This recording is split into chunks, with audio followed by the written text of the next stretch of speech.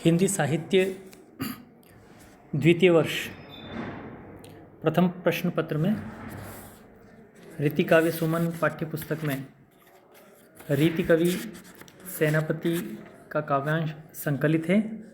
आज हम आपके पाठ्यक्रम में संकलित सेनापति के प्रतिनिधि छंदों पर हम बातचीत करेंगे। रीति काव्य सुमन के आरंभ में राम कथा से संबंधित सेनापति का पहला काव्यांश। कंज के समान सिद्ध मानस मधुप निधि परम निधान सुरसरी मकरंद के सब सुख साज सुर साजन के सिर ताज भाजन है मंगल मुकति रूप कंद के सरजु बिहारी ऋषि नारी तापहारी ज्ञान दाता हितकारी सेनापति मति मंद के विश्व के भरन सन कादि के सरन दाऊ राजत चरण महाराज रामचंद्र के। प्रस्तुत काव्यांश में सेनापति ने अपनी राम भक्ति को प्रदर्शित करते हुए राजा राम के चरणों की महिमा का गुणगान किया है। कंज कमल को कहते हैं,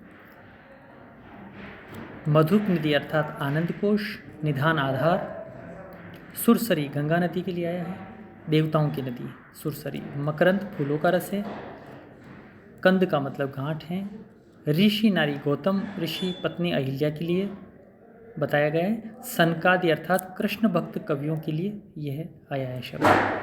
कंज के समान सिद्ध मानस मधुप निधि। प्रस्तुत पद्यावतरण रीतिकाल की रीतिबद्ध काव्यधारा के प्रतिनिधि कवि और राम भक्त सेनापति के द्वारा लिखे गए कवित्त रत्नाकर ग्रंथ में रामकथा शीर्षक से जो काव्यांश हैं उससे लिया गया है।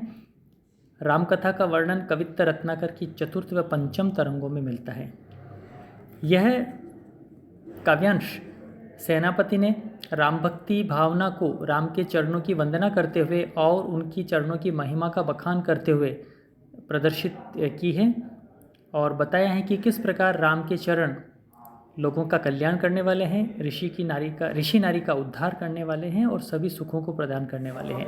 इसी संदर्भ में सेनापति कहते हैं कि राम के चरणों की महिमा का बखान करते हुए वे बता रहे हैं कि रामचंद्र के चरण कमल के समान कोमल हैं और सांसारिक होकर भी उसमें कमल समान, वो कमल के पत्तों के समान उससे अलग हैं। कंज के समान सिद्ध मानस मधुप निधि और तुलसी का जो मानस है उस मानस की जो मानस रूपी मधु की निधि है, मधुप मतलब भौरा के समान है, परम निधान सुरसरी मकरंद के। वह परम निधान अर्थात सभी संसार के सभी सुखों का सभी का आधार हैं और सुरसरी मकरंद के, और वह देव नदी जो है गंगा उसके समान आनंद देने वाले हैं, सभी सुख के लिए वो कारण हैं और गंगा के समान वो मुक्ति देने वाले हैं, मकरंद के समान है अर्थात देवगंगा और मकरंद ने भी राम के चरणों से परम आनंद लिया है। ये सभी राम के चरणों में लयबद्ध हो जाते हैं। राम के चरण सब सुख साज, सारे सुखों को प्रदान करने वाले हैं। सेना सब सुख साज सुर राजन के सिरताज, सभी राजाओं के सिरताज हैं। भाजन मंगल मुकति रूप कंद के, और मुक्ति प्रदान करने वाले हैं। उनको सभी उन चरणों की अर्चना करते हैं, भजते हैं। सरयू में वे चरण विहार करने वाले हैं।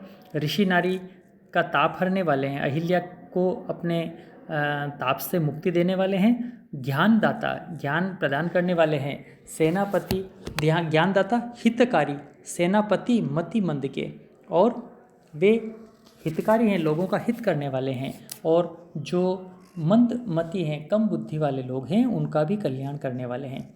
विश्व का भरण पोषण करने वाले हैं। सनकादि के शरण दो, कृष्ण भक्त जो लोग हैं, कृष्ण भक्त जो साधक हैं, उनको भी शरण देने वाले हैं वे चरण राजा राम के। राजत चरण महाराज रामचंद्र, इस प्रकार महाराजा रामचंद्र के चरण शोभायमान हैं। तो प्रस्तुत छंद में सेनापति ने राम के चरणों का गुणगान करते हुए राम की भक्ति की सहज व्यंजना की है। ऋषि पत्नी अहिल्या की अंतरकथा इसके अंदर आई हैं, जो गौतम ऋषि के शाप से पत्थर बन गई थी और राम के स्पर्श करने मात्र से पुनः नारी रूप में हो गई थी। संपूर्ण छंद भक्ति रस एवं भक्ति भावना से सरोबार हैं। साहित्यिक ब्रज भाषा का सौंदर्य इसमें दिख रहा है। तत्सम शब्द बहुलता से मिलते हैं। भाषा माधुर्य गुण से संपन्न है। प्रसाद गुण और सौंदर्य इसमें प्रकट हो रहे हैं। अनुप्रास अलंकार संपूर्ण छंद में दिखाई देता है। कवित्त छंद में ये लिखा गया है, जिसमें 16-15 वर्णों पर यति होती हैं और कुल 21 वर्ण से ये छंद बनता है और चरणों का अंत गुरु से होता है। अगला छंद है,